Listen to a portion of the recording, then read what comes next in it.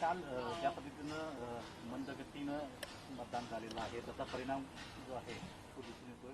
कारण टक्केवारी देखील कमी झालेली आहे. खास करून अत्यंत कासवगतीनं मतदान प्रक्रिया राबवा.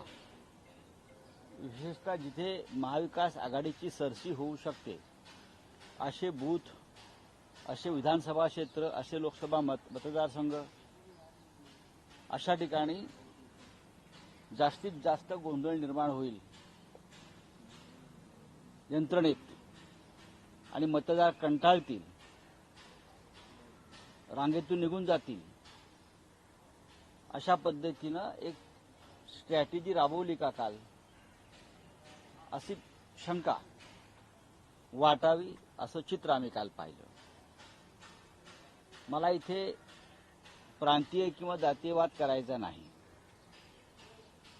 पण जेथे जेथे शिवसेनेला भरघोस मतदान होऊ शकेल किंवा महाविकास आघाडीच्या उमेदवारांना भरघोस मतदान होऊ शकेल तेथेच अशा प्रकारे कासवगतीनं यंत्रणा चालवली.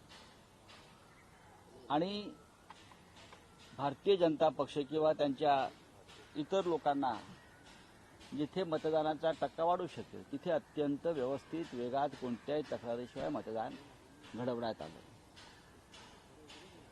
ईव्हीएम हॅक करता आले नाहीत, आम्ही जागरूक होतो. पैसे वाटप आम्ही पकडलं तरी पैसे वाटले, ठीक आहे. मग काय करायचं?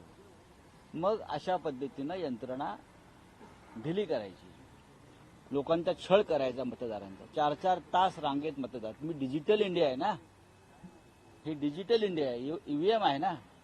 बॅलेट पेपर काय ठीक, बॅलेट पेपरचं ठीक आहे.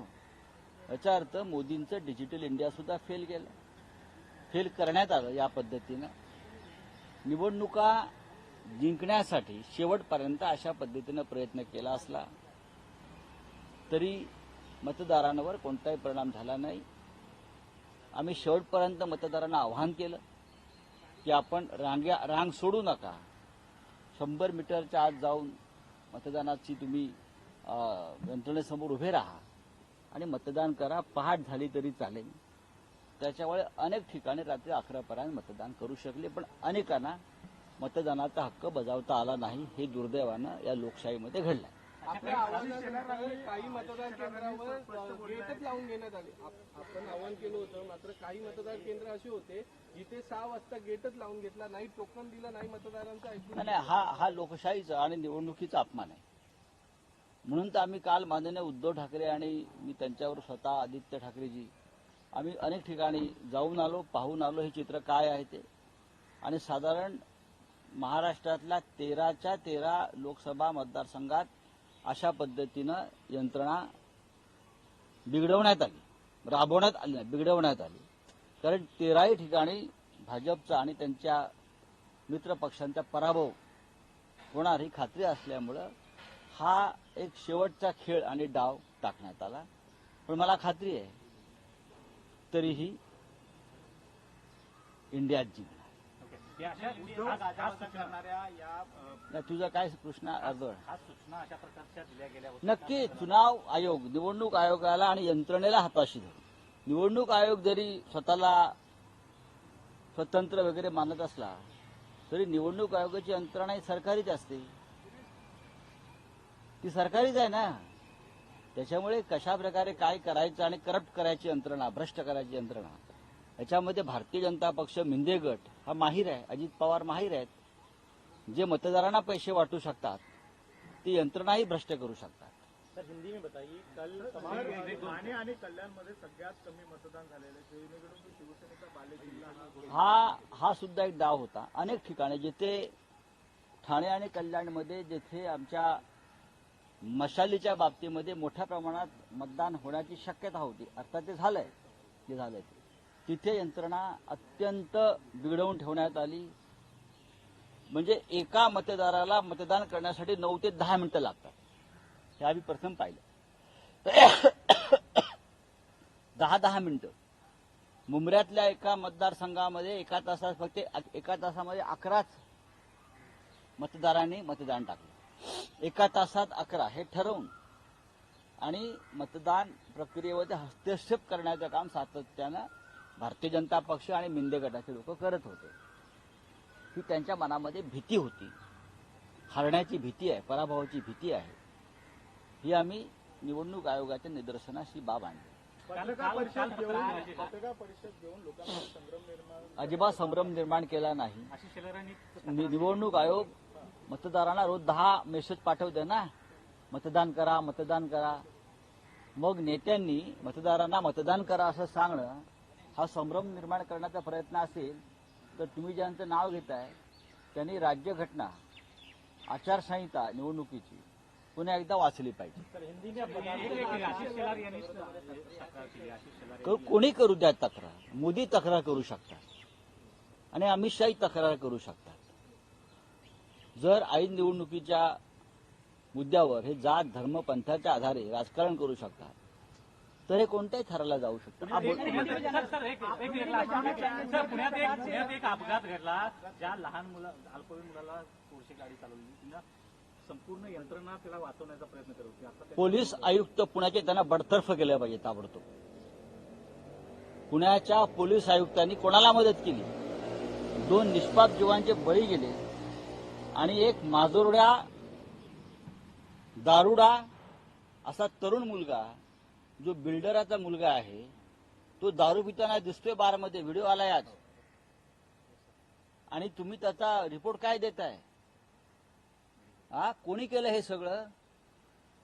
भ्रष्ट पोलीस आयुक्त, भ्रष्ट पोलीस यंत्रणा आणि एक आमदार, आणि तितकाच भ्रष्ट आमदार.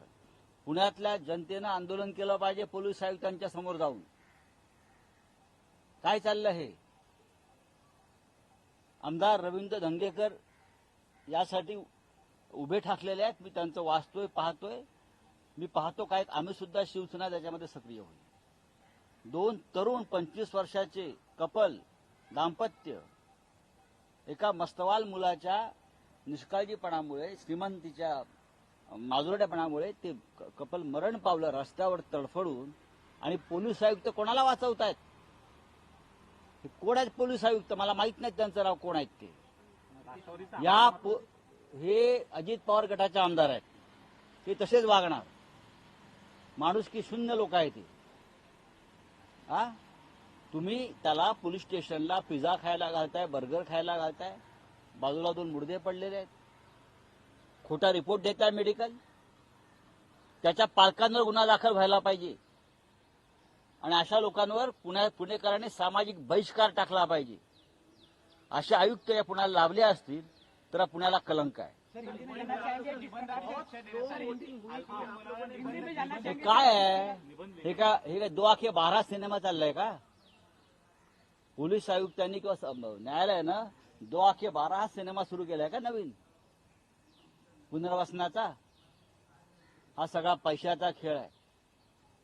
त्याच्यामुळे ह्या मृतांच्या टाळूवरचं लोणी खाण्याचा प्रकार पोलिसांनी केलेला आहे आणि न्यायालयाने केलेला आहे. सर, स्लो वोटिंग हुई लगातार, आप लोग भी अपील कर रहे थे बावजूद इसके कुछ एक स्पेसिफिक पॉकेट है जहां पर इस तरह से चीजें दिखाई दी. सब जगह पे लगभग 90% बूथ पर हो गया है.